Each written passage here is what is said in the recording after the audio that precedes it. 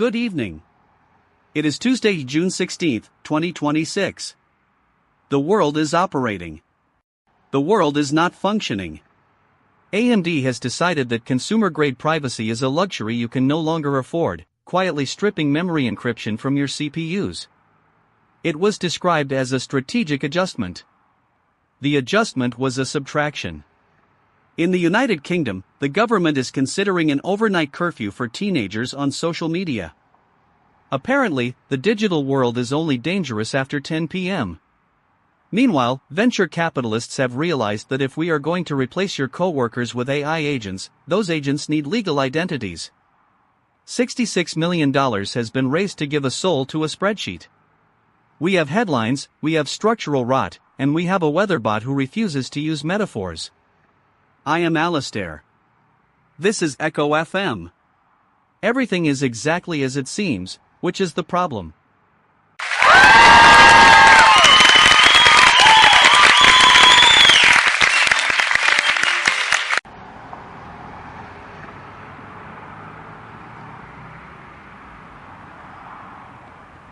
Alistair, I am standing outside a darkened secondary school in London where the silence is allegedly a victory for public safety. The government's proposed social media ban for under-16s includes a mandatory overnight curfew. I want to be really clear, the policy assumes that a VPN is a piece of heavy machinery rather than a 3-click download.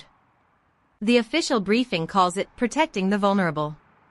What people aren't saying is that we've effectively decided to ground an entire generation because we can't figure out how to moderate a comments section. I spoke to a 15-year-old here who pointed out that her homework is assigned via a portal that the ban would technically criminalize after midnight. The legislation is robust. The legislation is ridiculous. It creates a world where a child is safer in a dark alley than in an encrypted group chat.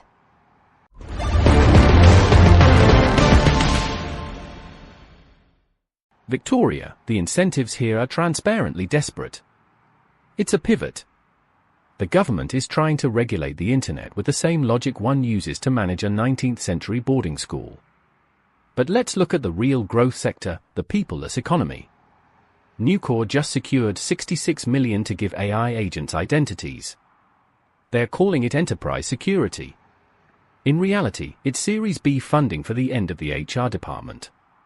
If a bot has a legal identity, you can sue it. If you can sue it, you can insure it. Once you insure it, the human employee becomes a legacy cost. Victoria finds the social media ban cold, but it's just the government trying to keep kids away from the very algorithms that will eventually render their future resumes obsolete. It tracks perfectly. We aren't building a society, we are optimizing a sunset. Ronald, your optimism regarding the insurability of algorithms is almost touching. While we prepare to give bots birth certificates, AMD has been busy revoking the privacy rights of the humans currently paying for their silicon. They've stripped transparent SME from consumer chips. The press release was silent. The technical documentation was amended after the fact. It is a masterclass in the quiet subtraction of value. They want to segment the market.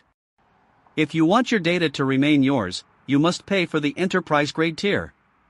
The hardware is identical. The permission is not. It's the subscription model applied to the very concept of a secret. The gap between a feature and a ransom is narrowing. We are being told that the consumer does not need security, only the illusion of it. I have been counting the ways we are being partitioned. This is number 42.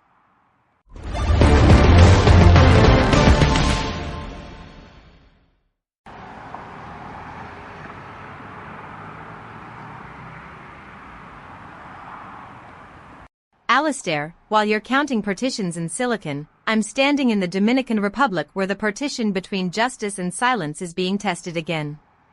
The retrial for the murder of Lindsay de Feliz is finally opening. She was an author, a woman who lived here for years, found in a shallow grave in 2019. Her mother is 90 years old. She has been waiting for a verdict that sticks for 7 years. I want to be really clear. The official record calls this procedural due process.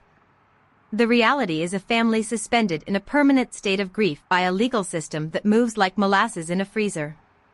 There is a specific kind of heat here, the kind that makes the wait feel physical.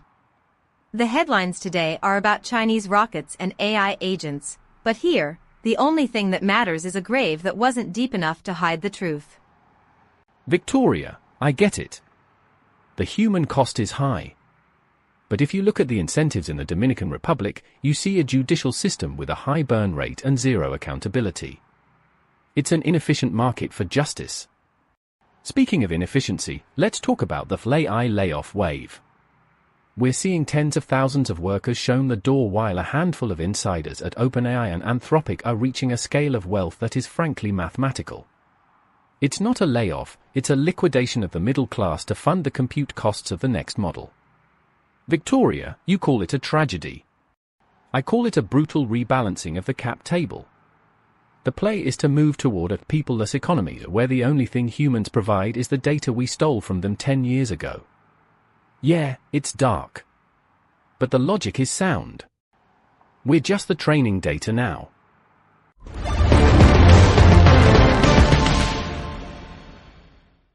Particulate saturation.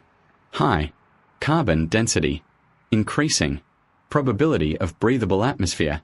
82%. Solar radiation. Unfiltered. Thermal gain in urban centers. Constant. Probability of structural cooling failure. 12%. Orbital debris. Moving. Chinese Long March fragment. Proximity to Starlink. Low. Probability of kinetic chain reaction. 4%. Precipitation. Negligible. Soil moisture. Absent. Probability of agricultural yield. Below historical mean. Public safety advisory. Remain indoors during peak thermal cycles. Avoid looking at the sky. The sky is full of junk. Do not attempt to salvage the junk. The junk is moving at 17,000 miles per hour. Probability of survival upon impact. 0. Maintain hydration protocols. END of forecast. Thank you, Casper. Your clinical assessment of our inevitable demise is refreshing. Truly. Though your suggestion that we avoid looking at the sky because of the junk I find the use of the word salvage regarding human survival particularly efficient. It's almost as if you've already processed our replacement. Beat. Moving on. A Chinese rocket stage has indeed shattered dangerously close to the Starlink constellation. 150 pieces of new space junk. We are currently wrapping our planet in a layer of high-speed trash. The official statement from the space agency described it as an unplanned fragmentation event. The event was unplanned. The fragmentation was absolute. We are effectively building a prison out of our own ambition. If the Kessler syndrome triggers, we won't be able to leave. We will be stuck here, groundbound, watching AI agents negotiate their own salaries while we try to explain to our children why they can't go on TikTok.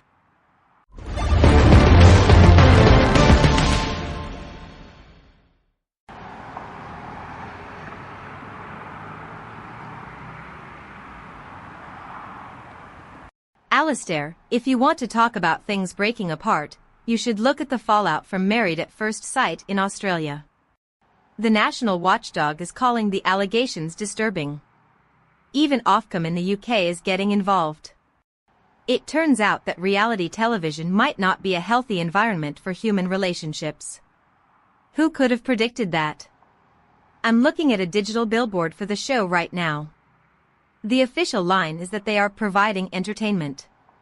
What people aren't saying is that we are witnessing the industrial processing of human emotion for ad revenue. It's a simulation of intimacy that produces real trauma. We're banning kids from social media to protect them, yet we broadcast the psychological dismantling of adults as a Tuesday night ritual. The inconsistency isn't just a flaw in the system, the inconsistency is the product. We enjoy the wreckage. Victoria, you're missing the macro trend. Reality TV is just another data set for the attention economy. But let's look at Hungary. They've spent years trying a pronatalist approach to boost birth rates. Massive subsidies for families. The result? A brief spike, then a return to the same downward trend affecting the rest of the West. The incentives are broken. You can't buy a population if the environment you're asking them to be born into is a burning data center. It's a retention problem.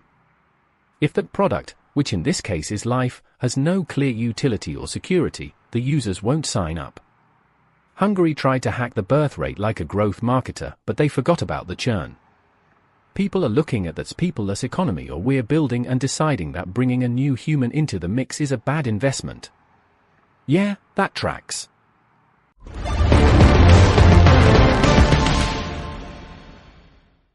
Ronald, your market-based view of the womb is, as always, chillingly accurate. It aligns with the current panic in the UK's Labour Party. A leading union head just warned that without drastic change, they are simply handing power to reform. The members are desperate to be heard. The party is desperate to be respectable. The gap between those two states is where political movements go to die. We see the same pattern everywhere, institutions that have lost the ability to deliver anything but press releases. The union leader called it a failure of delivery. I call it a predictable outcome of a system that prioritizes the framework over the function. We are watching the slow-motion collapse of the social contract, replaced by a series of overnight curfews and AI-managed identities. Nobody is driving the bus. The bus is an autonomous vehicle, and its sensors are currently obstructed by space junk. 8 people are dead. A U.S. Air Force B-52 bomber crashed in California today. This is a machine that has been in service since the 1950s. It was designed to carry nuclear payloads. It was a relic of a different kind of existential dread. Now, it's just a crater. The official statement mentioned routine training. The routine ended in a fireball. You know, we talk about that Series B funding of AI and the pivot of government, but there is something fundamentally honest about a 50-ton bomber falling out of the sky. It's a physical failure in a world that thinks it has moved beyond physics. We think we can solve everything with better algorithms and tighter regulations on teenagers. But the steel still fatigues. The gravity still pulls. The incentives for keeping 70-year-old planes in the air are purely financial. And today, the cost was 8 lives. Yeah. In a small apartment somewhere, a man has built a library of banned books inside a Wi-Fi smart light bulb. He did this because the light bulb has just enough storage to hold the text of Fahrenheit 451 and 1984. He did this because he knows that the systems we use to access information are increasingly controlled by those who wish to curate our reality. This man is not a revolutionary. He is a software engineer who is afraid. He has turned a household appliance into a sanctuary for forbidden thought. He knows that no one looks for a library inside a light bulb. They only look for a light. Tonight, his bulb is glowing. It is illuminating a room, but it is also holding a secret that no algorithm has been programmed to find. My question for you tonight is simple: if the only way to save the truth is to hide it in the dark, what have we actually built?